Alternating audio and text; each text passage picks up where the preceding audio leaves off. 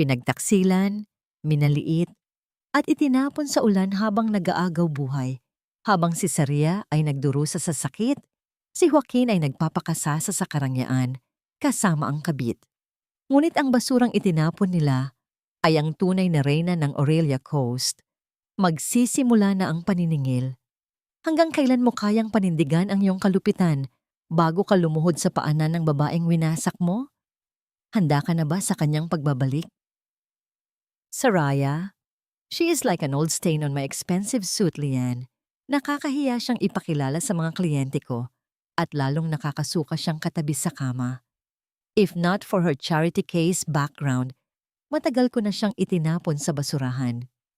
Ang boses ni Joaquin ay tila isang matalim na balisong na bumaon sa dibdib ni Saraya. Nakatayo siya sa labas ng pintuan ng opisina nito sa Makati, nanginginig ang mga kamay habang may hawak na isang mainit pang lalagyan ng biko. Ito ang paboritong kakanin ni Joaquin, ang pagkaing naging saksi sa kanilang mga pangarap noong nagsisimula pa lamang sila sa Bicol.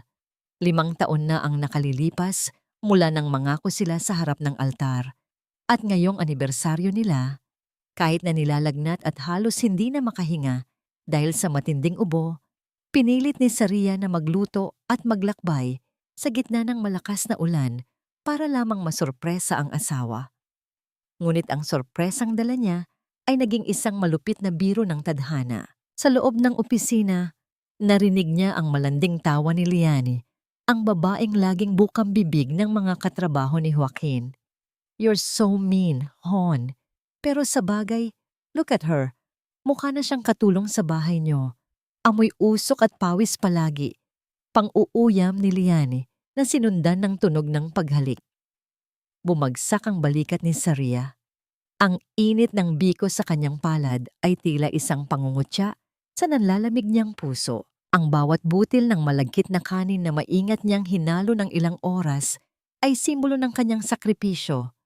Ng mga gabing hindi siya natulog para lamang makapag-sideline bilang online translator para matulungan si Joaquin sa mga utang nito. Lahat ng iyon, ang lahat ng kanyang pagtitiis, ay itinuring lamang na dumi sa mamahaling suit ng lalaking minahal niya nang higit pa sa kanyang sarili. Nanginig ang mga tuhod ni Saria, ngunit pinilit niyang itulak ang pinto. Ang bawat hakbang niya sa loob ng silid ay nag-iiwan ng basang bakas sa mamahaling alpombra, isang malinaw na mantsa sa malinis at marangyang mundo ni Joaquin. Napatigil sa pagtatawanan ang dalawa. Walang bakas ng pagsisisi o gulat sa mukha ni Joaquin. Sa halip, ang bumungad kay Saria ay ang nanlilisik na mga mata ng kanyang asawa na tila ba ang presensya niya ay isang malaking insulto sa kagandahan ng gabing iyon. "Joaquin, happy anniversary!" Nangangatalang boses ni Saria habang pilit na itinataas ang bitbit na lalagyan. "Pinagluto kita ng biko. Mainit pa ito. Galing pa sa puso ko." Isang mapait na ngisi ang gumuhit sa labi ni Joaquin. Tumayo siya mula sa kanyang upuan at lumapit kay Saria, ngunit hindi para alalayan ang nanginginig niyang asawa. Dinampot niya ang lalagyan ng kakanin mula sa kamay ni Saria at iniabot ito kay Layan. "Tingnan mo ito, Layan. Ito ang sinasabi ko sa iyong puso ng asawa ko. Malagkit, murang pagkain, at amoy probinsya. Bagay na bagay sa kanya," sabi ni Joaquin sa tono ng matinding pandidiri. Tumawa ng mahina si Lian at walang pag-aalinlangang ibinuhos ang biko sa basurahan sa tabi ng mesa. Bumagsak ang malagkit na kanin. Ang usok nito ay unti-unting pumanaw sa loob ng malamig na silid, kasabay ng huling piraso ng pag-asa sa dibdib ni Saria. "Saria, let's be real. Hindi na tayo bagay. You're a liability," malamig na sabi ni Joaquin habang may kinukuha siyang isang makapal na sobre mula sa kanyang drawer. Inihagis niya ito sa paanan ni Saria. "Sign those divorce papers. Ayoko nang magkaroon ng asawang mukhang palaging mamatay at amoy kakanin. I deserve a woman who can stand beside me in Makati, not someone who belongs to the slums of Bicol." Hindi pa man nakakabawi si Saria sa sakit, biglang bumukas ng malakas ang pinto. Pumasok si Doña Celestina. ang kanyang biyenan, na may dalang matinding puot sa mga mata. Hindi nito pinansin ang maputlang mukha ni Saraya o ang malakas nitong ubo. Mabuti naman at nandito ka na, Saraya. Pinapabilis mo ang trabaho namin, wika ng matanda. Lumapit ito kay Saraya at biglang hinablot ang kanyang kamay. Walang pasintabing hinugot ni Doña Celestina ang gintong singsing sa daliri ni Saraya, ang tanging alaala ng kanilang kasal. Hindi karapat-dapat ang gintong ito sa isang babaeng malas. Mula nang pumasok ka sa pamilyang ito, naging sakitin ka na at puro kamalasan ang dala mo sa anak ko. Umalis ka na sa bahay. Ngayon din. Mama, maulan po sa labas. May sakit po ako. Pagmamakaawa ni Saraya, ang kanyang mga luha ay humahalo sa patak ng ulan sa kanyang buhok. Wala akong pakialam kung mamatay ka sa ulan. Ang mahalaga, malinis na ang bahay ko mula sa isang basurang tulad mo. Bulyaw ni Doña Celestina. Hinawakan ni Joaquin ang braso ni Saraya at pilit siyang kinaladkad palabas ng opisina, patungo sa elevator, hanggang sa marating nila ang lobby ng gusali. Walang habag siyang itinulak ni Joaquin palabas ng pinto, diretso sa gitna ng nagngangalit na bagyo. Bumagsak si Saraya sa matigas at basang semento. Ang sakit ng kanyang katawan ay wala pa sa kalahati ng sakit na nararamdaman ng kanyang puso. Lumingon siya. Sa huling pagkakataon, nakita niya si Joaquin at Doña Celestina na nakatayo sa loob ng mainit at maliwanag na lobby. Tinitingnan siya na parang isang maruming hayop na sa wakas ay naitapon na. Isinara ng security guard ang pinto. Naiwang mag-isa si Saraya sa dilim. Ang tanging kasama ay ang tunog ng malakas na ulan at ang sarili niyang hikbi. Habang yakap niya ang kanyang basang katawan, isang tanong ang paulit-ulit na umalingaw-ngaw sa kanyang isipan. Sapat na ba ang 7 taon ng pagtitiis? Sapat na ba ang lahat ng sakripisyo para sa isang pag-ibig na naging lason? Sa gitna ng dilim, naramdaman ni Saraya ang dahan-dahang paghinto ng tibok ng kanyang pusong mapagmahal at ang pagsilang ng isang bagong apoy na hindi kailanman mapapatay ng ulan. Ang bawat patak ng ulan na humahampas sa kalsada ay tila naging isang malupit na palakpak ng tadhana. Ipinagdiriwang ang pagbagsak ng isang babaeng walang ibang ginawa, kundi ang magmahal. Nakalubog ang mga kamay ni Saraya sa maruming tubig na umaagos sa gilid ng kalsada. Pilit niyang itinatayo ang kanyang sarili, kahit na ang bawat buto sa kanyang katawan ay sumisigaw sa pagod at sakit. Ang hangin sa Makati, na dati ay puno ng pangarap para sa kanya, ngayon ay tila isang malaking bilangguan na walang pinto. Wala siyang pera, wala siyang telepono, dahil kinuha rin yun ni Joaquin bago siya itinulak palabas. Sa gitna ng nagngangalit na bagyo, ang tanging baon niya ay ang kanyang basang damit at ang tindi ng kanyang ubo na tila lalaslas sa kanyang baga.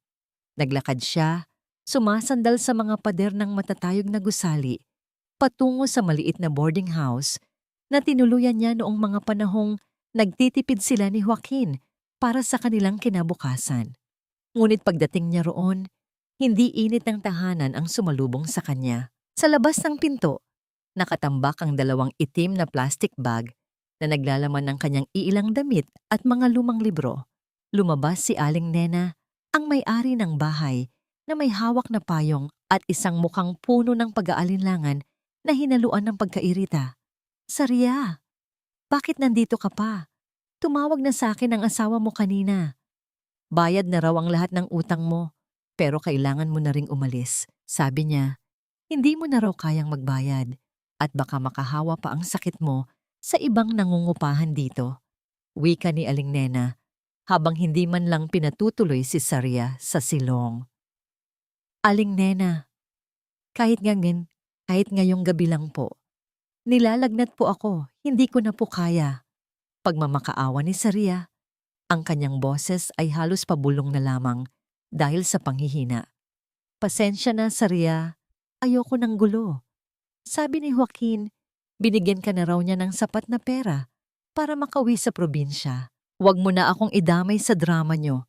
Sagot ng matanda bago nito mabilis na isinara ang pinto. Ang tunog ng pagkakalapat ng kahoy ay tila isang pinal na hatol sa kanyang kapalaran. Napaupo si Saria sa tabi ng kanyang mga gamit. Kinuha niya ang isang lumang panyo mula sa kanyang bulsa, ang panyong borda ng kanyang lola, sa Bicol. Pinunasan niya ang kanyang mukha, ngunit ang telang iyon ay basang-basa na rin. Ito ang kanyang golden moment. Sa gitna ng kawalang pag-asa, ang amoy ng lumang panyo ay nagpaalala sa kanya ng amoy ng kakanin at ng payapang dagat sa Bicol. Doon, kahit mahirap, may dangal siya. Dito sa lungsod, tinanggalan siya ng lahat. Nang muli siyang tumayo, ang mundo ay nagsimulang umiikot. Ang mga ilaw ng sasakyan ay naging malabo, tila mga bituing nahuhulog sa lupa.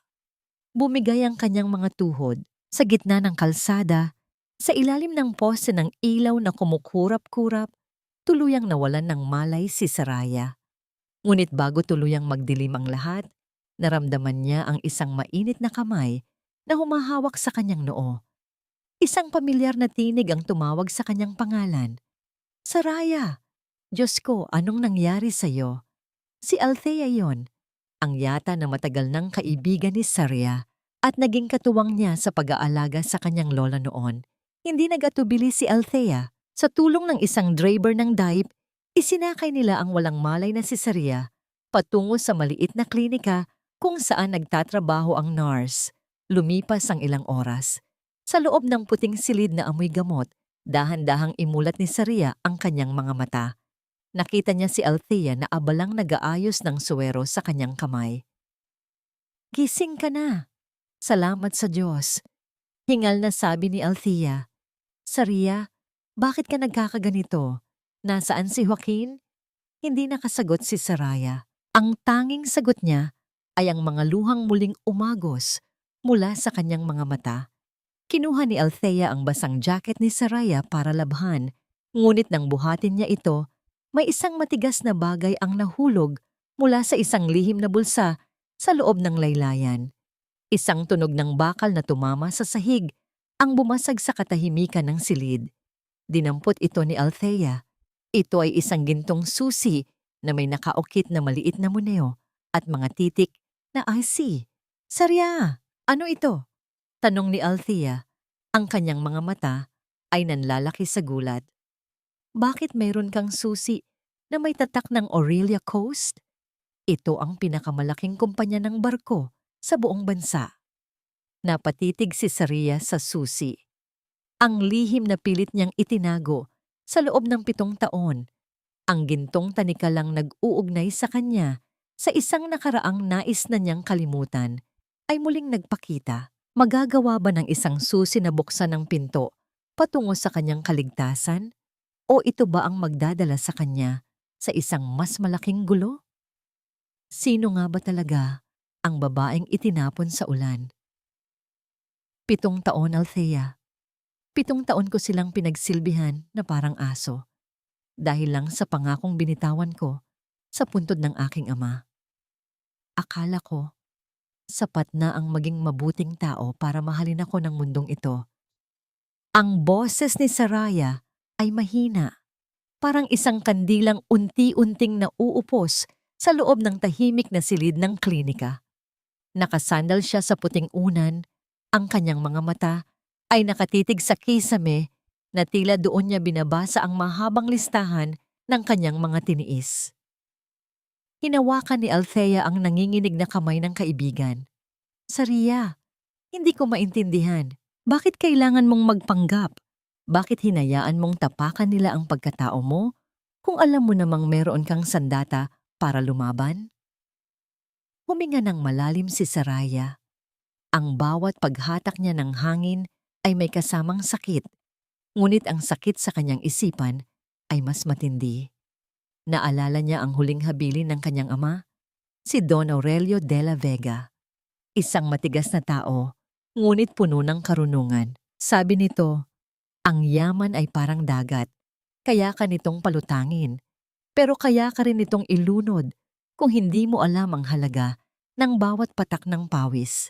Kailangan niyang mabuhay bilang isang ordinaryong tao Sa loob ng 7 taon, bago niya makuha ang kanyang mana, isang pagsubok para malaman kung sino ang tunay na kaibigan at kung sino ang tunay na nagmamahal. Natapos na ang 7 taon kagabi, Althea, kasabay ng pagpapatalsik sa akin sa sarili naming bahay. Natapos na rin ang aking pagkakakulong sa anino ng kahirapan. Bulong ni Saria. Bumukas ang pinto ng silid. Isang lalaking may edad na, nakasuot ng napakalinis na itim na Amerikana at may hawak na isang gintong case, ang pumasok. Ang kanyang bawat hakbang ay may kasamang awtoridad na tila nagpapatahimik sa buong paligid. Attorney Marius Soto, sambit ni Saraya habang pilit na bumabangon. Agad na lumapit ang matanda at yumukod ng bahagya. Ang kanyang mga mata ay puno ng lungkot at paghanga. Senyorita Saria, patawarin niyo ako kung ngayon lang ako nakarating. Hinanap ko kayo sa kondo ni Joaquin, ngunit ang dinatnan ko lamang doon ay ang kanyang kabit at ang kanyang ina na naglulustay ng pera. Inabot ni attorney Marius ang gintong case kay Saraya. Nang buksan niya ito, isang singsing na may malaking diamante at ang selyo ng Aurelia Coast ang nagniningning sa ilalim ng bumbilya. Ito ang singsing ng kanyang ama. Ang simbolo ng kapangyarihang matagal na niyang isinuko para sa isang lalaking walang utang na loob. Handa na ang board of directors sa senyorita. Hinihintay na nila ang pagbabalik ng tunay na tagapagmana ng Aurelia Coast Holdings. Ang lahat ng kinuha ni Joaquin sa inyo, ang inyong pera, ang inyong pagod at ang inyong dangal, ay mababawi na natin simula sa araw na ito, wika ng abogado. Kinuha ni Saria ang isang gunting mula sa lamesa sa tabi ng kanyang kama. Nang walang pag-aalinlangan, hinawakan niya ang kanyang mahabang buhok na naging saksi sa kanyang mga gabi ng pag-iyak. Ang tunog ng metal na naglalapat ay naging tila isang musika ng paglaya. Pinagputol-putol niya ang kanyang buhok hanggang sa ito ay hanggang balikat na lamang. Maikli, matapang at bago. Tumingin siya sa salamin. Wala na ang Saria na laging nakayuko. Wala na ang asawang sinasampal at minaliit. Ang mga matang dati ay puno ng luha. Ngayon ay tila isang lawan na payapa, ngunit may nakatagong bagyo sa ilalim. Attorney Marius, ayoko ng gulo. Gusto ko ng katarungan. Malamig na sabi ni Saraya. Ang kanyang tinig ay wala ng bahid ng panghihina. Simulan natin sa pagbawi ng lahat ng kontratang ibinigay ng Aurelia Coast sa kumpanya ni Joaquin. Gusto kong makita kung paano siya maglalakad sa kalsada nang walang sapin sa paa, tulad ng ginawa niya sa akin kagabi. Lumapit si Althea at binalutan ng mainit na shawl ang kanyang kaibigan. Saan ka pupunta, Saraya? Pupunta ako sa lugar kung saan nila ako itinapon, sagot ni Saria habang isinusuot ang gintong singsing sa kanyang daliri. Ngunit hindi na ako babalik bilang si Saria Almonte. Mula ngayon, ako na si Saria de la Vega at sisiguraduhin kong ang bawat patak ng ulan kagabi ay babayaran nila ng luhang hindi matutuyo. Sa wakas, malinis na ang hangin sa bahay na ito. Wala na ang amoy ng kakanin at ang tunog ng ubo na nakakarindi sa pandinig. Humalakhak si Doña Celestina habang itinataas ang kanyang baso ng mamahaling alak. Nakaupo siya sa gitna ng sala ng marangyang kondo sa Makati. Ang kondo na lingid sa kanyang kaalaman ay binayaran ni Saria gamit ang sariling ipon mula sa pagtatranslate. Sa tabi niya, si Joaquin ay nakasandal sa balikat ni Liane na tila ba nakamit na nila ang rurok ng tagumpay dahil lamang naitapon nila ang isang basura sa gitna ng ulan. You're right, Mama. Masyado tayong naging mabait sa kanya ng matagal na panahon.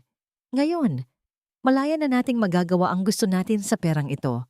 Sagot ni Joaquin habang hinahaplos ang pisngi ni Liane. Samantala, sa kabilang panig ng lungsod, sa loob ng isang presidential suite ng isang pribadong hotel, isang ibang babae ang nakatayo sa harap ng malaking bintana. Ang buhok ni Saraya ay maikli na ngayon, bumabagay sa kanyang matalim at matapang na anyo. Nakasuot siya ng isang mahabang itim na bestida na gawa sa seda na tila ba bumabalot sa kanya ang gabi mismo. Ang ganda niyo, senyorita. Hindi na kayo makikilala ng sinuman. Bulong ni Althea habang inaayos ang kwintas sa leeg ni Saraya. Ngayong gabi ay may gaganaping isang pribadong auction para sa mga pinakamayayamang pamilya sa bansa. Alam ni Saria na naroon ang pamilya Almonte dahil kailangan ni Doña Celestina na ibenta ang ilan sa mga alahas na ninakaw nito sa kanya para pandagdag sa puhunan ni Joaquin sa bagong proyekto nito. Pagpasok ni Saria sa bulwagan, tila tumigil ang pag-ikot ng mundo. Hindi siya nakasuot ng maskara, ngunit ang kanyang aura, ang paraan ng kanyang paglakad, at ang kislap ng kanyang mga mata ay ibang-iba sa Saria na nakilala ng lahat. Siya ay tila isang reynang naglalakad sa gitna ng kanyang mga nasasakupan. Nagsimula ang auction. Inilabas ng MC ang isang antigo at gintong kwintas na may pendant na ruby. Ito ang kwintas na ibinigay ng lola ni Saria sa kanya bago ito pumanaw. Nakita ni Saria ang kislap ng kasakiman sa mga mata ni Doña Celestina habang hinihintay nitong mabili ang alahas sa mataas na halaga. 1 million pesos. Simula ng isang negosyante. 2 million. Bulyaw ng isa pa. Naghihintay si Saria. Hinayaan niyang tumaas ang presyo hanggang sa umabot ito sa 5 milyon. Nang wala nang gustong sumugal, dahan-dahang itinaas ni Saria ang kanyang kamay. 10 million pesos. Ang kanyang boses ay malinaw, malamig, at puno ng awtoridad. Napaigtad si Joaquin at Doña Celestina. Lumingon sila sa direksyon ng boses. Nakita nila ang isang eleganteng babae na nakatalikod ng bahagya sa kanila. Hindi nila makita ang mukha nito ng malinaw dahil sa madilim na bahagi ng silid, ngunit ang tindig nito ay tila pamilyar. Sino ang babaeng yan? Ang lakas ng loob niyang tapatan ang presyo ko. Bulong ni Doña Celestina na nanginginig ang mga kamay. Nanalo si Saria. Matapos ang auction, habang naglalakad siya palabas ng bulwagan, kailangang dumaan ni Saria sa tapat ni na Joaquin at Layani. Ang tunog ng kanyang mga takong sa marmol na sahig ay tila isang mabilis na tibok ng puso sa gitna ng katahimikan. Habang naglalakad siya sa tabi ni Joaquin, sadyang huminto ng bahagya si Saria. Ang amoy ng kanyang mamahaling pabango, isang halimuyak ng sandalwood at jasmine, ay humampas sa mukha ni Joaquin. Ito ang amoy na lagi ning ginagamit ni Saria noong bago pa lamang silang magkakilala. Ang amoy na minahal ni Joaquin bago siya nilamon ng kasakiman. Napatitig si Joaquin sa anino ng babae. Kumaba ang kanyang dibdib. May kung anong init ang naramdaman niya. Isang pamilyar na pakiramdam na tila ba ang babaeng ito ay bahagi ng kanyang kaluluwa. Saria! Pabulong na sambit ni Joaquin. Tila hindi sigurado sa kanyang sariling pandinig. Lumingon ng bahagya si Saraya. Ngunit ang tanging nakita ni Joaquin ay ang mapang-uyam na kislap ng kanyang diamanteng hikaw bago siya tuluyang lumabas ng pinto patungo sa naghihintay na itim na sasakyan. Anong sabi mo, Hon? Tanong ni Lian habang hinihila ang braso ni Joaquin. Wala. Akala ko lang. Wala. Imposible naman yon. Sagot ni Joaquin, ngunit ang kanyang mga mata ay nanatiling nakako sa pinto kung saan nawala ang misteryosong babae. Hindi alam ni Joaquin, ang babaeng itinapon niya sa ulan ay kakaunti na lamang ang layo para sunugin ang buong mundo niyang binuo sa kasinungalingan. Sigurado ka ba sa sinasabi mo, Mr. Tan?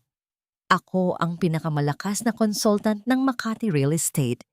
Hindi maaring tanggihan ng bangkong ito ang loan ko dahil sa isang maliit na technicality. Ang boses ni Joaquin ay umaalingaw-ngaw sa loob ng marangyang opisina ng manager ng bangko. Nakasandal siya sa kanyang upuan. Ang mga paa ay halos nakataas na sa lamesa. Suot ang kanyang pinakamahal na relo na binili niya gamit ang perang dapat ay pambili ng gamot ni Saria noong nakaraang buwan. Ngunit ang manager na si Mr. Tan ay hindi man lang kumurap. Hawak nito ang isang folder na may tatak ng Aurelia Coast Holdings. ang bagong may-ari ng halos 40% ng shares ng bangkong yon. Pasensya na, Mr. Almonte, ngunit ayon sa aming bagong board of directors, ang inyong credit history ay may mga butas. May mga transaksyon kayong hindi maipaliwanag, lalo na ang paggamit ng mga ari-ariang hindi nakapangalan sa inyo bilang collateral. Paliwanag ni Mr. Tan sa isang tonong walang emosyon. Anong hindi nakapangalan sa akin? Asawa ko ang may-ari ng bahay na yon. At bilang asawa, may karapatan ako. Wala na kayong asawa, Mr. Almonte. Ayon sa aming record, isinampa na ang inyong divorce kagabi. At ang bahay na tinutukoy nyo, 1 oras na ang nakalilipas. Binili ito ng isang private holding company. Hindi na ito maaaring gamitin bilang collateral para sa inyong bagong proyekto. Tila binuhusan ng malamig na tubig si Joaquin. Ang kanyang mapagmataas na tindig ay unti-unting gumuho. Ang proyektong Tindung Ngijung na pinaplano nila ni Lian ay nakasalalay sa loan na ito. Kung walang pera, wala silang mairerehistrong kumpanya at lalong walang paraan para mabayaran ang mga utang na sinimulan na nilang gastusin. Sa itaas na palapag ng parehong gusali, sa loob ng isang silid na puno ng mga monitor, nakaupo si Saraya. Pinapanood niya ang bawat galaw ni Joaquin sa screen ng security camera. Nakita niya ang pagtulo ng pawis sa noo ng lalaking dati ay tinitingala niya bilang kanyang mundo. Masakit ba, Joaquin? Bulong ni Saria sa hangin. Ang maramdaman ng lupa na unti-unting nawawala sa ilalim ng iyong mga paa? Iyan ang naramdaman ko noong itinapon mo ako sa ulan. Dahan-dahang hinaplos ni Saria ang diamanteng singsing sa kanyang daliri. Wala siyang nararamdamang galak, kundi isang malamig na kapayapaan. Ito ang golden moment ng kanyang bagong pagkatao, ang pagkilala na ang katarungan ay hindi laging mabilis, ngunit ito ay laging dumarating sa tamang oras. Naalala niya ang kanyang lola. Ang mga kamay nito na puno ng kalyo mula sa paggawa ng kakanin para lang mapag-aral siya. Ang bawat sentimong pinaghirapan nila ay nilustay ni Joaquin sa loob lamang ng ilang taon. Tumayo si Saria at lumakad patungo sa bintana. Ang Makati ay nagliliwanag sa ilalim ng gabi, ngunit sa kanyang mga mata, ang bawat ilaw ay tila isang kandila para sa libing ng kanyang nakaraang pag-ibig. Kinuha niya ang kanyang telepono at may dinial na numero. Isang anonymous na burner phone ang ginamit niya. Sa kabilang linya, sumagot ang isang boses na nanginginig sa galit at kaba. Hello? Sino ito? Boses yon ni Joaquin na kasalukuyang naglalakad palabas ng bangko. Tila isang basang sisiw sa gitna ng init ng syudad. Hindi sumagot si Saraya. Hinayaan niyang ang katahimikan ang magsalita para sa kanya. Ang bawat segundo ng katahimikan ay tila isang mabagal na pagpitik ng orasan ng paghuhukom. Sino ito? Kung isa ka sa mga maniningil ng utang, babayaran ko kayo sa susunod na linggo. Sigaw ni Joaquin sa telepono.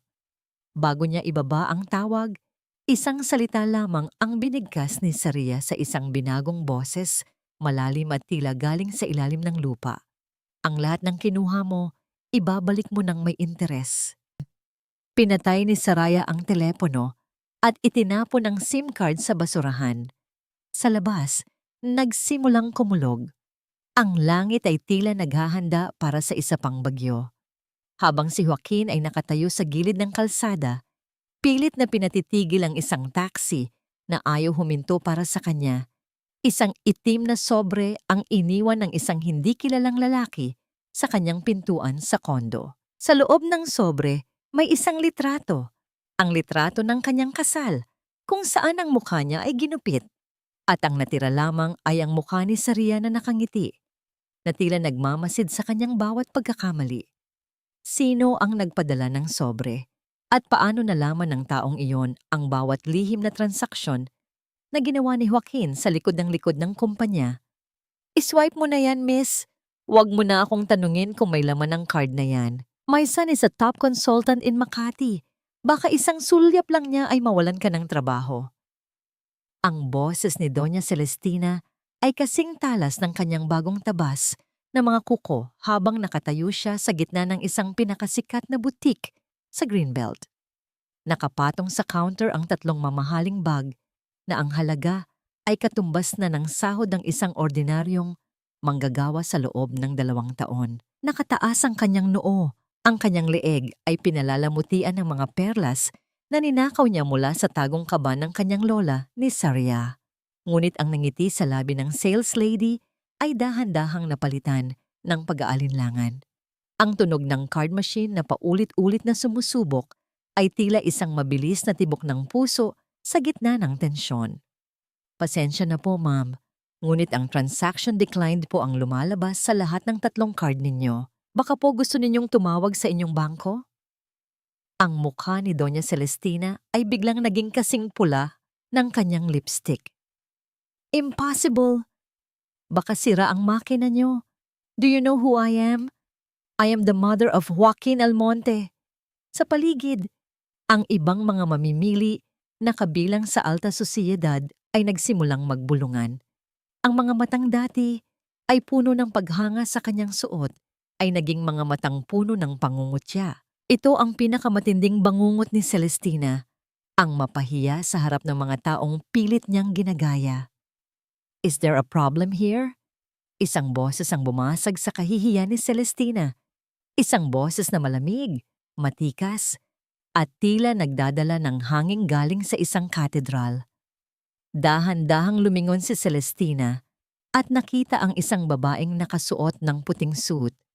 May hawak na gintong card at ang mukha ay natatakpan ng isang mamahaling sunglasses.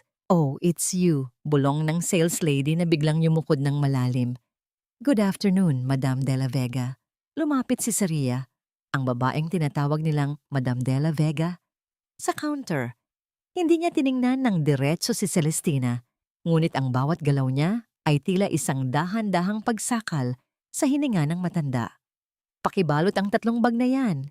Utos ni Saria habang inilalapag ang kanyang card. I'll take them all. Isama mo na rin ang scarf na hawak ng matandang babaeng ito. Mukhang kailangan niya ng pampunas sa kanyang pawis. Nanginig ang labi ni Doña Celestina sa galit. Excuse me? Who do you think you are? To call me ang matandang babae. I was about to pay for those. Dahan-dahang ibinaba ni Saria ang kanyang sunglasses. Ang kanyang mga mata ay tumitig ng diretso sa mga mata ni Celestina. Wala itong emosyon. Parang isang malalim na balon na walang katapusan. Sa loob ng ilang segundo, naramdaman ni Celestina ang isang kakaibang kilabot. Ang hugis ng ilong, ang kurbada ng labi. Tila nakita na niya ito sa isang taong tinapak-tapakan niya noon. You were about to pay but you couldn't. Malamig na sabi ni Saraya. Lumapit siya ng bahagya sa tenga ni Celestina. Ang amoy ng kanyang mamahaling pabango ay tila isang lason na pumasok sa sistema ng matanda. Ang hirap talagang magpanggap na donya kung ang laman ng bulsa ay kasing dumi ng konsensya. Hindi ba? Poor old woman, siguro ay mas bagay sa iyo ang bumili sa ukay-ukay kaysa dito. Hindi nakapagsalita si Celestina. Ang kanyang dila ay tila naputol sa tindi ng insulto. Pinanood niya ang sales lady na maingat na inilalagay ang mga bag sa magagandang paper bag at iniabot ang mga ito kay Saria. Kinuha ni Saria ang isa sa mga bag at, sa harap ng lahat, ay ibinigay ito sa janitress na kasalukuyang naglilinis sa labas ng butik. Here, Aling Mercy, isang regalo para sa iyong katapatan sa trabaho. Mas bagay ito sa iyo kaysa sa mga taong magnanakaw. Isang golden moment ng katarungan ang nasaksihan ng lahat. Si Celestina ay naiwang nakatayo. Walang dalang kahit ano, kundi ang kanyang durog na pride. Habang naglalakad si Saria palabas, muling lumingon si Celestina sa kanyang anino. Kamukha niya ang basurang iyon. Kamukha niya si Saraya. Bulong ni Celestina sa kanyang sarili. Ang kanyang mga kamay ay nanginginig sa takot na hindi niya maipaliwanag. Pero imposible. Ang basurang yon ay mamatay na sa ulan. Hindi maaaring ang reynang ito ay ang pulubing itinapon namin. Ngunit sa bawat hakbang ni Saraya palayo, Isang butil ng pagdududa ang naitanim sa isipan ni Celestina. Isang pagdududa na unti-unting lalaki hanggang sa lamunin ang buong mundo nilang binuo sa kasalanan. Masarap ba, Joaquin? Lasang-lasa ba ang bawat oras na ibinuhos ko sa paghahalo niyan habang ikaw ay natutulog at nananaginip ng ibang babae? Iyan ang mga salitang hindi binigkas ni Sarya, ngunit tila nakasulat sa bawat butil ng malagkit na kanin na kasalukuyang nasa harap ni Joaquin. Sa loob ng kanyang opisina na unti-unti nang naging masikip dahil sa mga nagtatumpok na bayarin, isang elegante at puting kahon ang dumating. Walang pangalan ang nagpadala, tanging isang maikling mensahe ang nakasulat sa isang mamahaling papel. Para sa iyong tagumpay. Nang buksan ni Joaquin ang kahon, ang amoy ng latik, sariwang gata, at luya ay agad na sumakop sa buong silid. Ito ay hindi lamang basta biko. Ito ay ang sining na tanging siyang si Sarya lamang ang nakakaalam kung paano gawin. Ang pagkakayari nito ay perpekto, makintab, malambot, at may tamang tamis na tila ba humahaplos sa lalamunan. Dahan-dahang kumuha ng isang piraso si Joaquin. Sa unang kagat, tila bumalik ang kanyang alaala noong sila ay nagsisimula pa lamang sa Bicol. Naalala niya ang mga gabing pagod siya mula sa trabaho at sasalubungin siya ni Sarya ng mainit na kakanin at isang basong tubig. Naalala niya ang lambot ng boses nito at ang init ng pagmamahal na akala niya ay gulo lamang sa kanyang buhay. Isang golden moment nang pagsisisi ang gumuhit sa kanyang muka. Napapikit siya, ninanam na manglasa, na tila ba sinusubukang bawiin ang 5 taon ng kanyang kalupitan. Sa bawat nguya, nararamdaman niya ang sikip sa kanyang dibdib. Bakit ngayon, sa gitna ng kanyang pagbagsak, tila mas masarap pa ang pagkaing ito kaysa sa mga steak at alak na pinagsaluhan nila ni Lian sa mga mamahaling restaurant? Ano yan, Hon? Bakit kumakain ka ng basurang yan sa gitna ng opisina mo? Ang boses ni Lian ay biglang pumasok sa silid, bitbit ang amoy ng kanyang matapang na pabango na tila ba naging lason sa bango ng kakanin. Lumapit siya kay Joaquin, ang kanyang mga mata ay puno ng pagdududa. Wala, may nagpadala lang. Sagot ni Joaquin habang mabilis na isinasara ang kahon. Ang kanyang pagkataranta ay hindi nakatakas sa mapanuring paningin ni Liane. Nagpadala? Sino? Ang asawa mong pulubi. Joaquin, huwag mong sabihing nagpapaloko ka na naman sa mga emosyong walang kwenta. Isipin mo ang proyekto natin. Isipin mo ang pera. Sigaw ni Lian habang hinahablot ang kahon. Nang makita ni Lian ang biko, isang matinding selos ang sumiklab sa kanyang dibdib. Alam niya ang kwento ng biko. Alam niya na ito ang tanging bagay na hindi niya kayang tapatan kay Sarya. Sa galit, itinapon niya ang kahon sa sahig. Ang malagkit na kanin ay kumalat sa sahig, na dumihan ng alikabok at semento. Wala nang babalik sa iyo, Joaquin. Isaksak mo yan sa baga mo. Bulyaw ni Lian.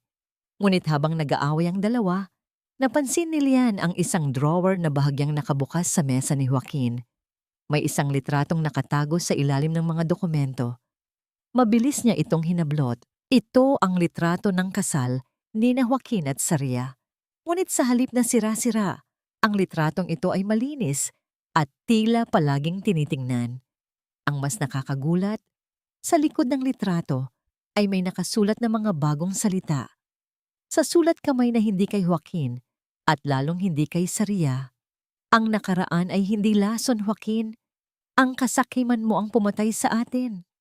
Ano ito, Joaquin? Bakit itinatago mo pa ang litrato ng babaeng yan? Sigaw ni Lian. Ang kanyang mukha ay naging kasing pangit ng isang kontrabida sa pelikula. Minamahal mo pa ba siya? Pagkatapos ng lahat ng ginawa natin. Hindi nakasagot si Joaquin. Nakatitig lamang siya sa nagkalat na biko sa sahig. Ang kanyang katahimikan ay tila isang kumpirmasyon na nagdala kay Lian sa rurok ng kanyang galit. Sa labas ng opisina, ang anino ng isang babae ay mabilis na naglakad palayo. Si Saria ay nakikinig mula sa kabilang panig ng pinto. Isang malamig na ngiti ang sumilay sa kanyang mga labi. Ang pag-aaway ng dalawang ahas ay simula pa lamang. Hindi niya kailangang dumumit ng kamay para saktan sila. Ang sarili nilang kawalan ng tiwala, ang unti-unting lalamon sa kanila. Habang naglalakad si Saria patungo sa kanyang sasakyan, naramdaman niya ang isang vibration mula sa kanyang bag. Isang mensahe mula kay Attorney Marius. Handa na ang mga dokumento para sa pagsasara ng kanilang kumpanya. Isang pirma mo na lang, senyorita. Muling tumingin si Saria sa gusali ng opisina ni Joaquin. Ang bagyo sa loob ay mas matindi pa kaysa sa ulan sa labas. Hanggang kailan kaya tatagal ang pag-ibig ni na Joaquin at Liane kung ang tanging pundasyon nito ay ang pagtataksil at pera?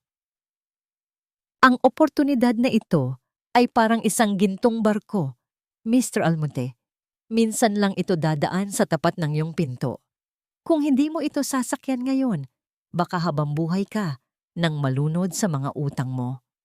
Ang boses ni Attorney Marius Soto ay kalmado, ngunit bawat salita ay may bigat ng isang hatol. Nakaupo siya sa harap ni Joaquin sa loob ng isang madilim at eksklusibong restaurant. Sa ibabaw ng lamesa ay nakalatag ang mga dokumento para sa proyektong Isla de Paraiso, isang marangyang resort na ayon sa mga papeles ay magiging sentro ng turismo sa bansa. Si Joaquin, na may malalalim na itim na bilog sa ilalim ng mga mata, ay tila isang lalaking naglalakad sa disyerto na nakakita ng isang oasis. Ang kanyang kumpanya ay nasa bingit na ng pagbagsak. Ang mga maniningil ng utang ay hindi na tumitigil sa pagtawag. At si Lian ay araw-araw na siyang sinusumbatan dahil sa nawawalang luho ng kanilang buhay. Sigurado ba kayong ang De La Vega Global Ventures ay handang pondohan ng 70% ng proyekto? Bakit ako? Bakit ang maliit kong kumpanya ang napili niyo? Tanong ni Joaquin. Pilit na itinatago ang panginginig ng kanyang boses sa likod ng isang pekeng ngiti. Dahil naniniwala kami sa iyong vision, Mr. Almonte, ngunit kailangan namin ng garantiya. Isang collateral na magpapatunay na hindi mo kami tatalikuran. Sagot ni Marius habang inilalabas ang isang huling dokumento. Kailangan naming isama sa sangla ang lahat ng iyong natitirang ari-arian, kabilang ang iyong kumpanya at ang kondo sa Makati. Nag-alinlangan si Joaquin. Ang kondo na yon ang tanging bagay na nagpapanatili sa kanila sa itaas ng lipunan. Ngunit nang maisip niya ang bilyon-bilyong pisong kikitain niya sa resort, ang kanyang kasakiman ay mabilis na lumunod sa kanyang kaba.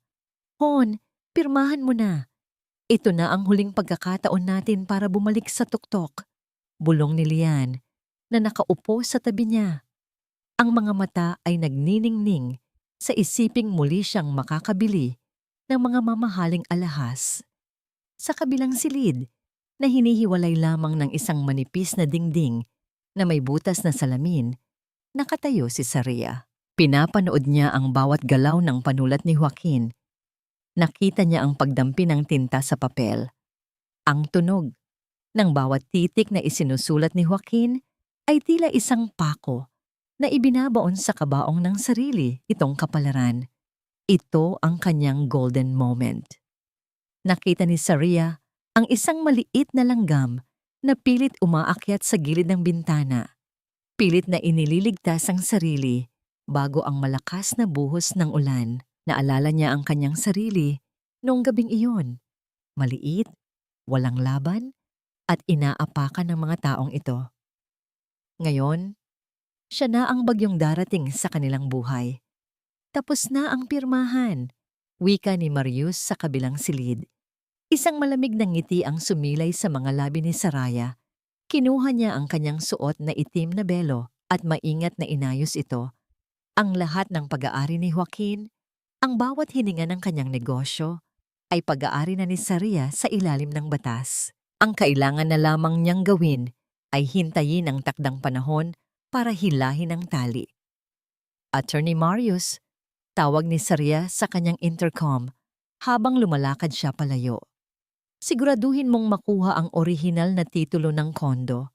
Gusto kong ako mismo ang mag-abot ng utos ng pagpapaali sa kanila. Habang palabas ng restaurant, nakita ni Joaquin ang anino ng isang babae sa itim na sasakyan na dumaan sa harap niya. Sa isang saglit, tumigil ang pintig ng kanyang puso. Ang babaeng yon, ang paraan ng pag-upo nito ay tila kaparehong-kapareho ng paraan ng pag-upo ni Saria kapag pagod ito mula sa trabaho. Ngunit mabilis niyang iwinaksi ang isiping iyon. Imposible. Si Saria ay nasa kalsada na ngayon, nagmamakaawa para sa barya. Ako ang panalo dito. Hindi alam ni Joaquin, ang gintong barkong sinasakyan niya ay gawa lamang sa karton at ang dagat na kanyang tinatahak ay puno ng mga pating na siya mismo ang nagpakain.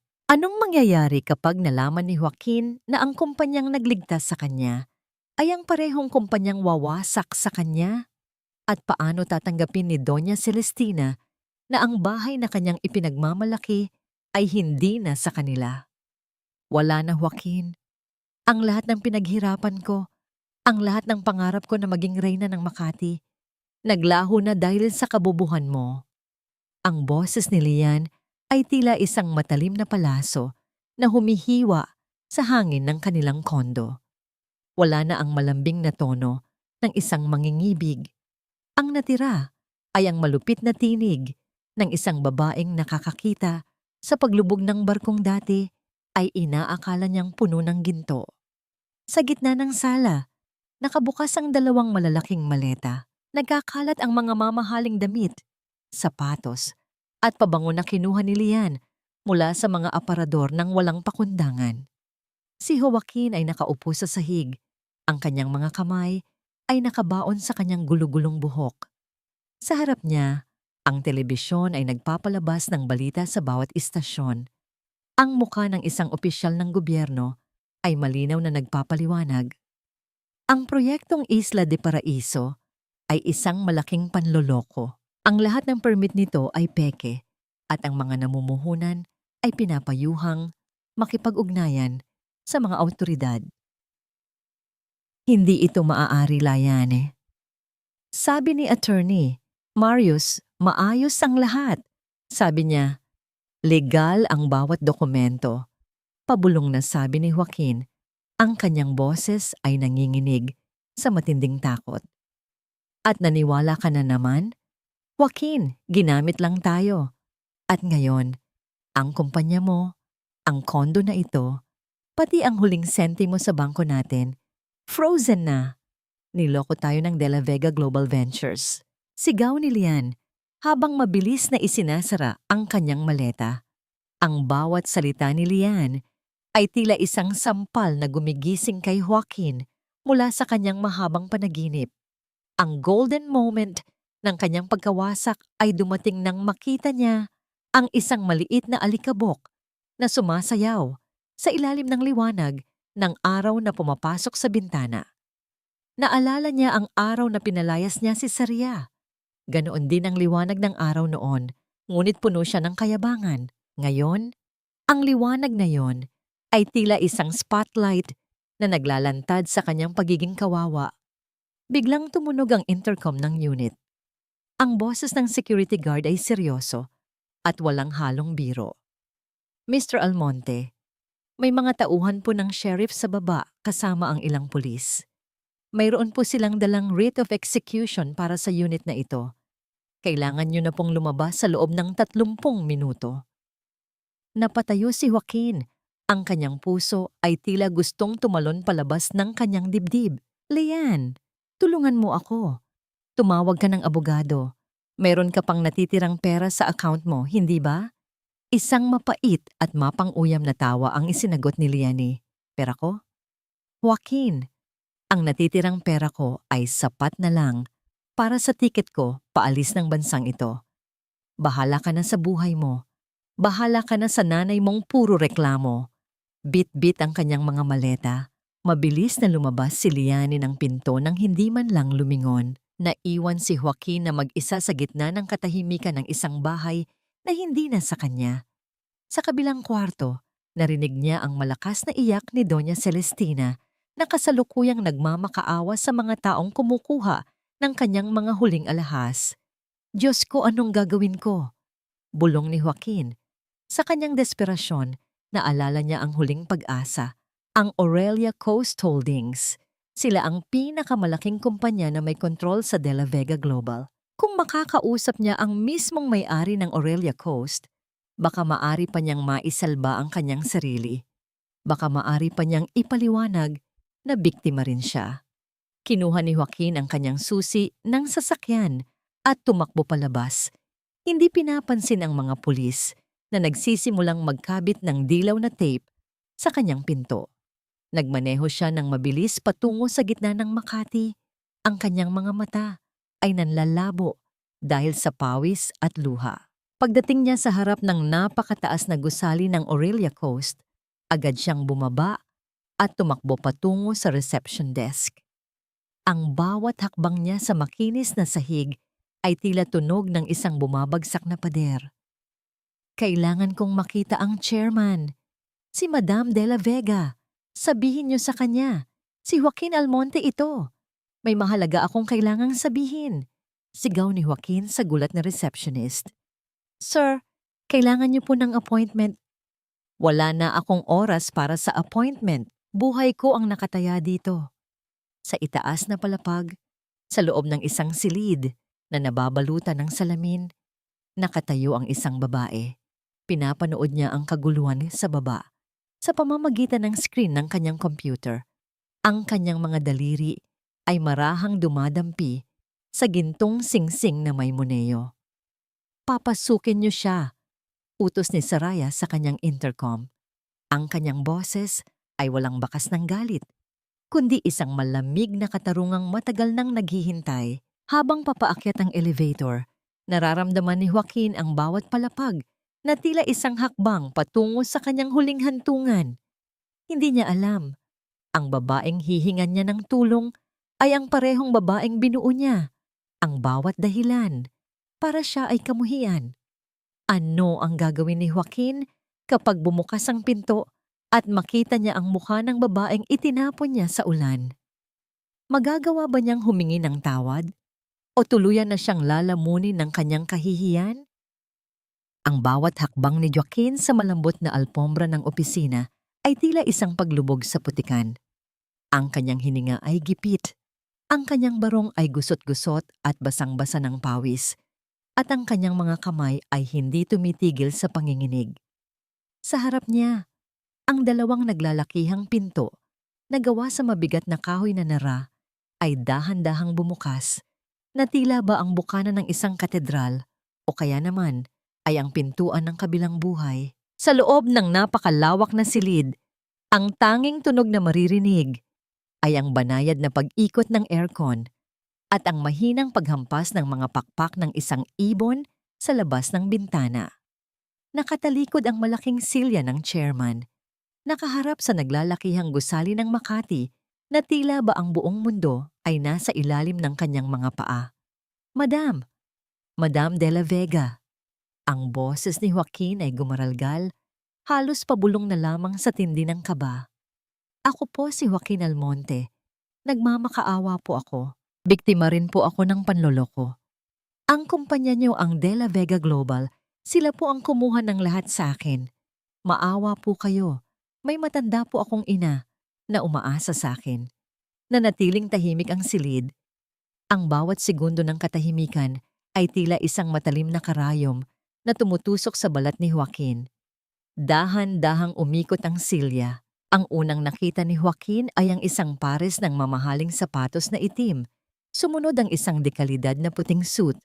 At sa huli ang isang mukhang matagal na niyang pinilit na kalimutan.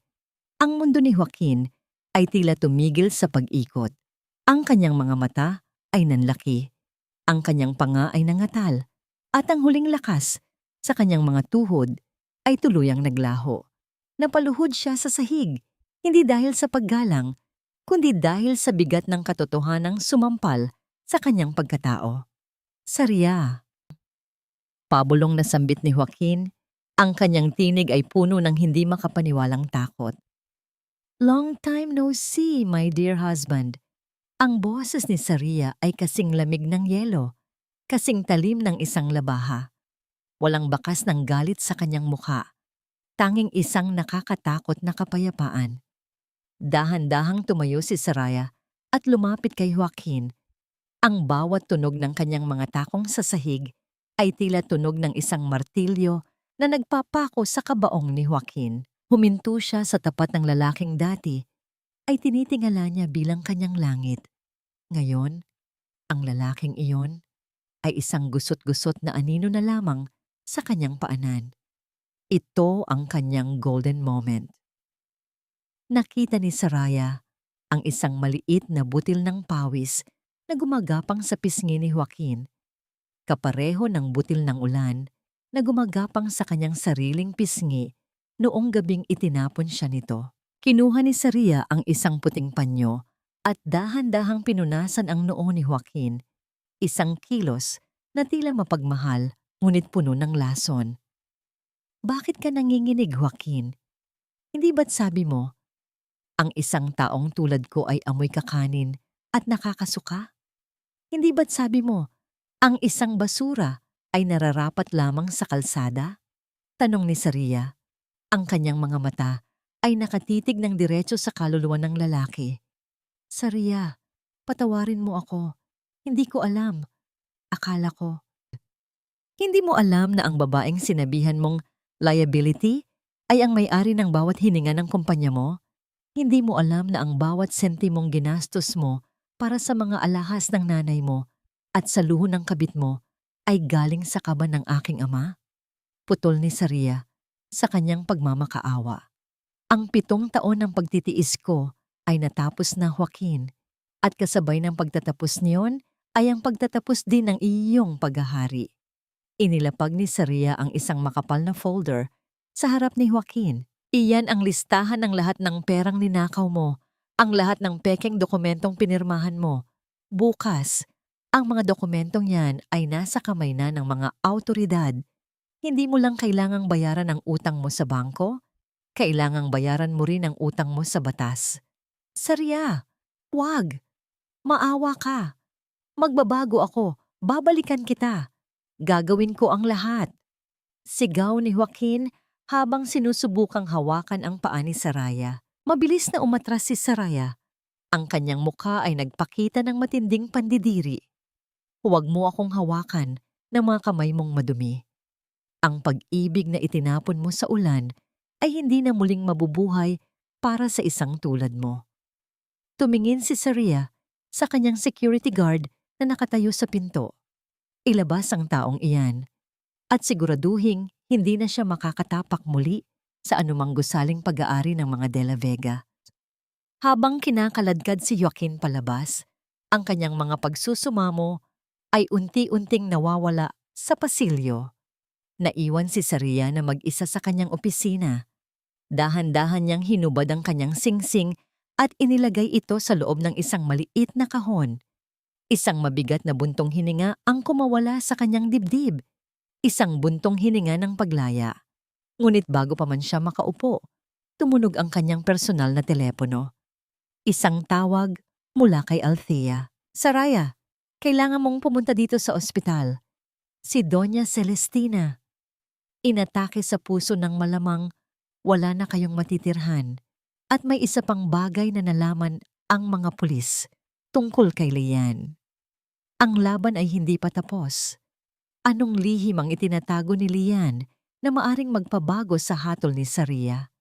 At hanggang kailan kayang panindigan ni Saraya ang kanyang paniningil kung buhay na ang nakataya?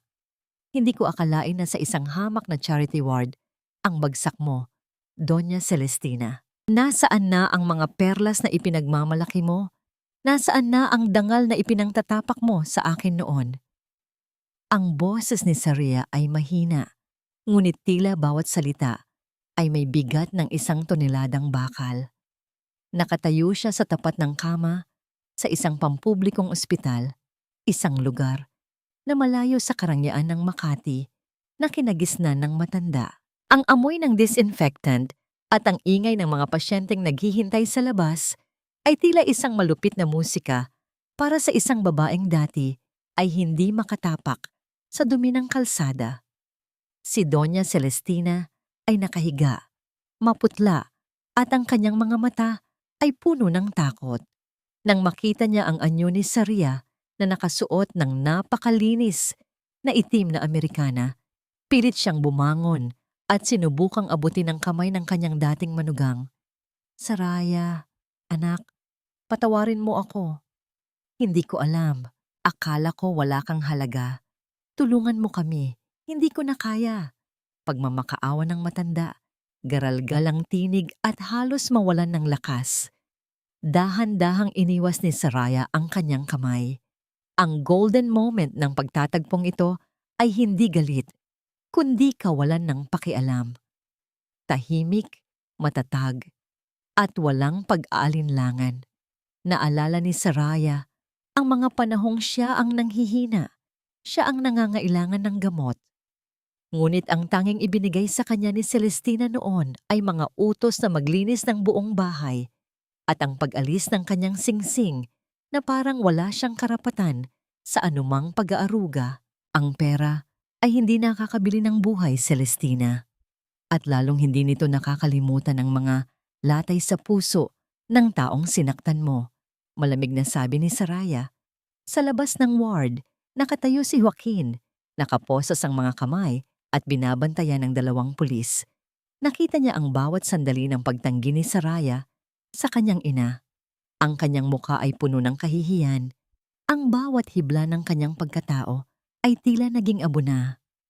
Madam De La Vega, tawag ni Attorney Marius, nakadarating lang sa ospital. May balita na tungkol kay Lian. Nahuli siya sa paliparan bago pa man makasakay ng eroplano. Ngunit may isang nakakagulat na nadiskubre ang mga awtoridad. Ano yon, Marius? Tanong ni Saria habang naglalakad sila palayo sa ward. Si Liane ay hindi lamang basta kabit. Isa siyang professional na scammer na matagal nang minamatyagan ng Interpol. Ang lahat ng perang inakala ni Joaquin na kickbacks mula sa kumpanya ay unti-unti palang inililipat ni Lian sa isang offshore account na sa huli ay nanakawin din niya. Joaquin was just a pawn. Ginamit lang siya para makuha ang access sa mga pondo ng Aurelia Coast na dumaan sa kanya. Napahinto si Saraya, isang mapait na ngiti ang sumilay sa kanyang mga labi. Ang lalaking ipinagpalit siya para sa isang mas mataas na uri ng babae ay isa palang biktima ng sarili niyang kahangalan. Si Joaquin ay nagtaksil para sa isang babaeng sadyang pumasok sa buhay niya para siya ay pagnakawan. Lumapit si Saria sa tapat ni Joaquin. Ang tunog ng mga posas na naglalapat sa tuwing gumagalaw si Joaquin ay tila isang malinaw na paalala ng kanyang pagkakaalipin sa sariling kasalanan. Narinig mo ba yon, Joaquin? Tanong ni Saraya. Ang babaeng pinili mo, ang babaeng itinuring mong higit sa akin, ay ang parehong babaeng pumatay sa huling pag-asa mo. Hindi lang pala ako ang itinapon mo sa ulan. Itinapon mo rin ang sarili mong kinabukasan sa kamay ng isang ahas. Sarya, huwag mo na akong ilagay sa ganitong kahihihiyan. Bulong ni Joaquin, nakayuko at nakatitig sa semento. Hinding-hindi ako gaganti sa paraang marahas. Joaquin, mas gusto kong harapin mo ang mga naging desisyon mo. Manatili ka, mabuhay ka, at araw-araw mong makita kung paano ako umangat. Ang babaeng minsan mong minaliit, ngayon ay hindi mo na kayang abutin. Gusto kong marinig mo ang balita tungkol sa Aurelia Coast bawat araw, habang ikaw ay nakakulong sa loob ng rehas na ikaw mismo ang gumawa. Sagot ni Saria bago siya tuluyang tumalikod. Habang naglalakad si Saria palabas ng ospital, ang sikat ng araw ay tumama sa kanyang mukha. Wala na ang ulan, wala na ang dilim. Ang bawat hakbang niya ay tila isang paglipad patungo sa isang bagong bukas. Ngunit sa likod ng kanyang mga mata, may isang maliit na lungkot na nananatili. Isang lungkot para sa pag-ibig na sana ay naging maganda kung hindi lamang nilamon ng kasakiman. Bago siya sumakay sa kanyang sasakyan, tinawagan niya si Althea. Ipaayos mo ang paglipat ni Doña Celestina sa isang pribadong kwarto at bayaran mo ang lahat ng bill niya. Hindi dahil pinatatawad ko siya, kundi dahil ayokong maging katulad nila. Gusto kong ipakita sa kanila na ang taong itinapon nila ay ang taong may sapat na puso para hindi sila hayaang mamatay sa dumi. Ito ang huling pagkilos ni Saria bilang isang asawa. Matapos nito, ang lahat ay magiging bahagi na lamang ng isang masakit na nakaraan.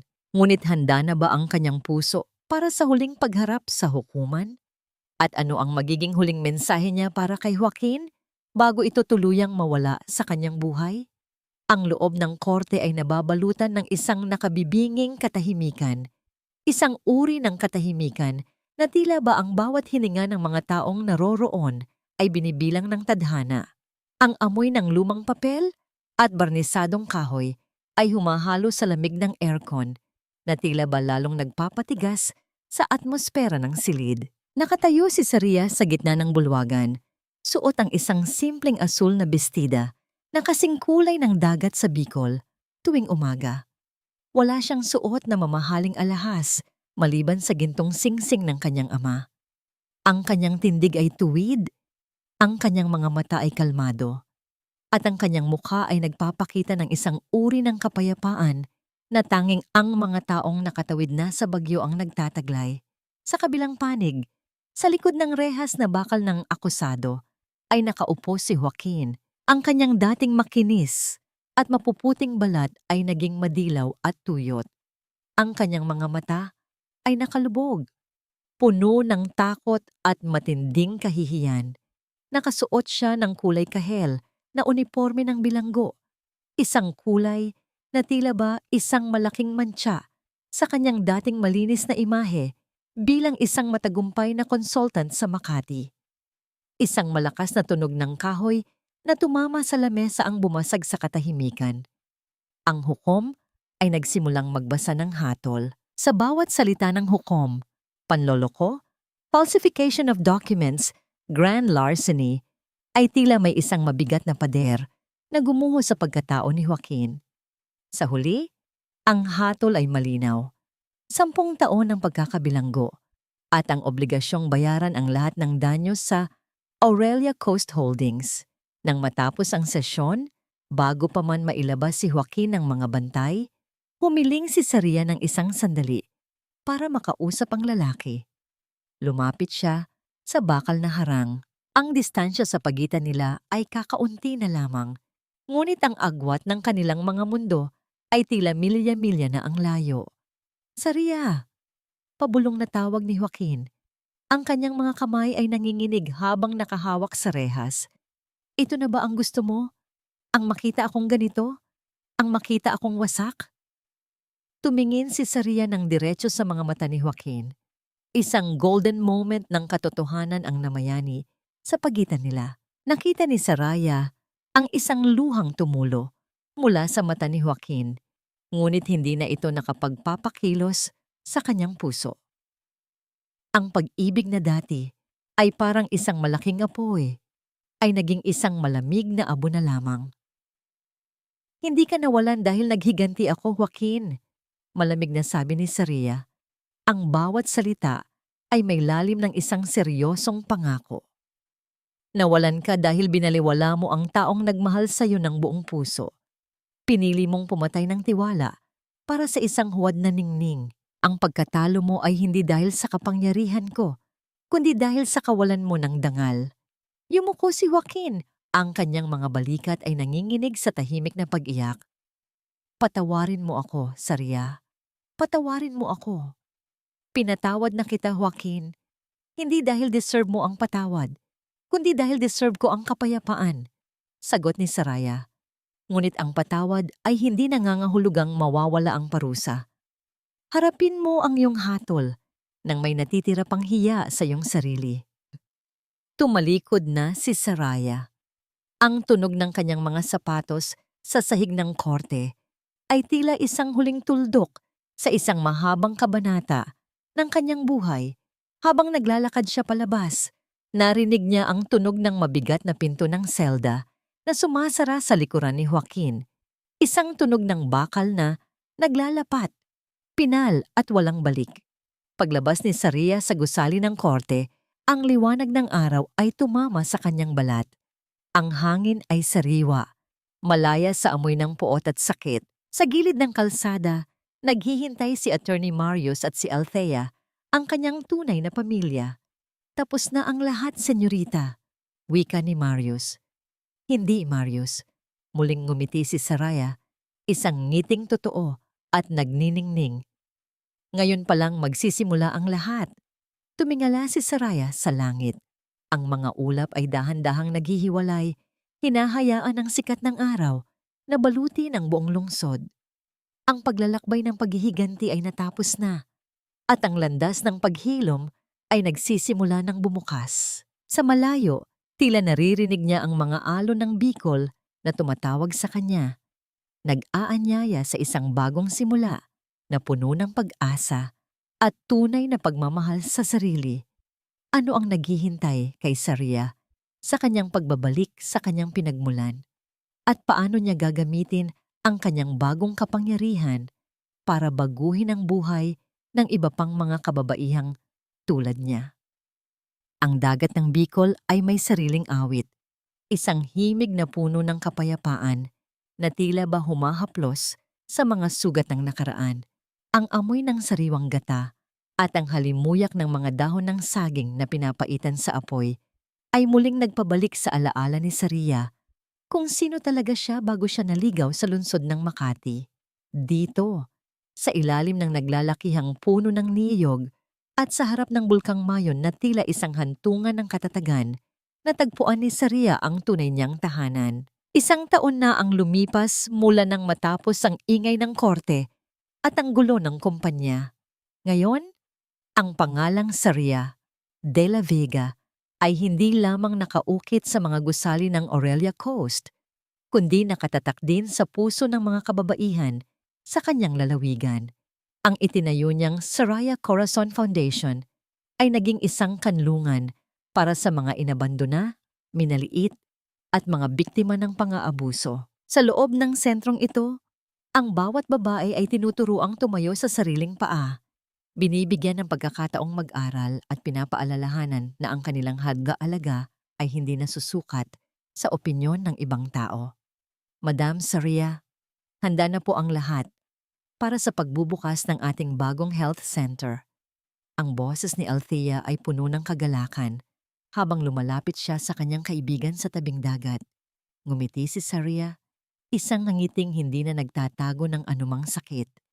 Salamat, Althea. Sa wakas, ang pangarap ko noong nakahiga ako sa malamig na semento ng klinika ay magiging totoo na para sa iba. Wala nang babaeng mamamatay dahil lamang wala siyang perang pambili ng gamot o dahil itinapon siya ng sarili niyang asawa. Naglakad ang dalawa patungo sa munting pamilihan sa tabing dagat. Doon, muling kumuha si Saria ng isang piraso ng biko mula sa isang matandang tindera. Hinawakan niya ang kakanin ng may paggalang, ninanamnam ang tamis na naging saksi sa kanyang paghihirap at tagumpay. Ito ang kanyang golden moment, ang pagkilala na ang yaman ay walang saysay kung hindi ito gagamitin para sa ikabubuti ng iba. Samantala, sa kabilang bahagi ng bansa, sa malawak na daungan ng Maynila, isang lalaking may kulay kahel na uniporme ng bilanggo ang kasalukuyang nagbubuhat ng mabibigat na sako ng bigas sa ilalim ng nakatutirik na araw bilang bahagi ng kanyang rehabilitasyon.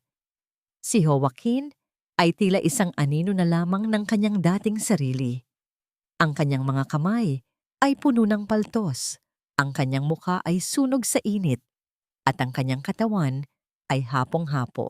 Sa isang pagkakataon, tumigil si Joaquin at tumingin sa malayo, sa direksyon kung saan naglalayag ang isang dambuhalang barko na may tatak ng Aurelia Coast.